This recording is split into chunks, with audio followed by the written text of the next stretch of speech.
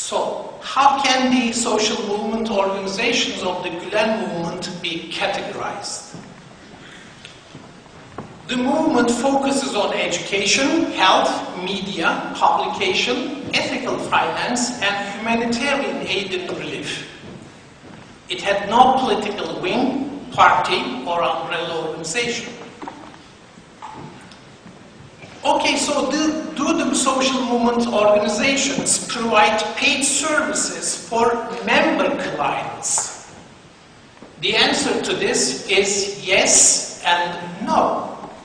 The social movement organizations work on the open and competitive market.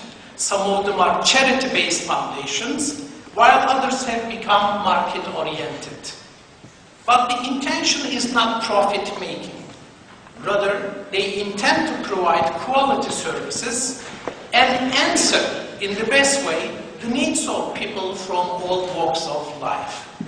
So, they are not, in the classical sense, commercial organizations. Now, let's consider how the institutions and social movement organizations are governed from the perspectives of leadership, decentralization, and accountability. First of all, is there central leadership of the movement as a whole? To my colleagues' observation, no. In practice, leadership of the movement is decentralized.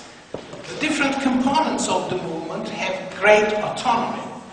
As a result, often several different social movement organizations are active in the same field of activity in the same geographic region. And those who visited schools or other institutions, they know that there are schools in the European side, there are schools in the, let's say, in Istanbul, Asian side. They are just run by different charities and foundations. Or if you consider the United States, there are several dialogue organizations, and they are just miles of states away from one another, and they have no direct, organic relationship. Perhaps the most commonly asked question about the movement is, what exactly is the role of Fethullah Gülen? In fact, Gülen has repeatedly expressed his reluctance and even his detestation of any leadership, whether communal, religious, or political. He argues, I'm quoting, single-person leadership is no longer viable, as everything has become so detailed, particularized, specified, and enumerated.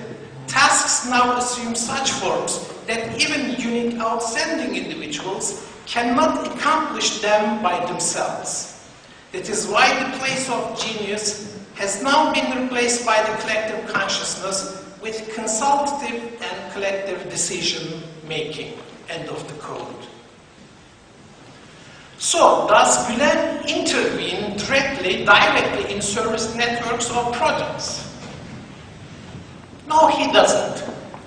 Rather than direct personal intervention, it is Gülen's intellectual and moral influence that is felt within the movement.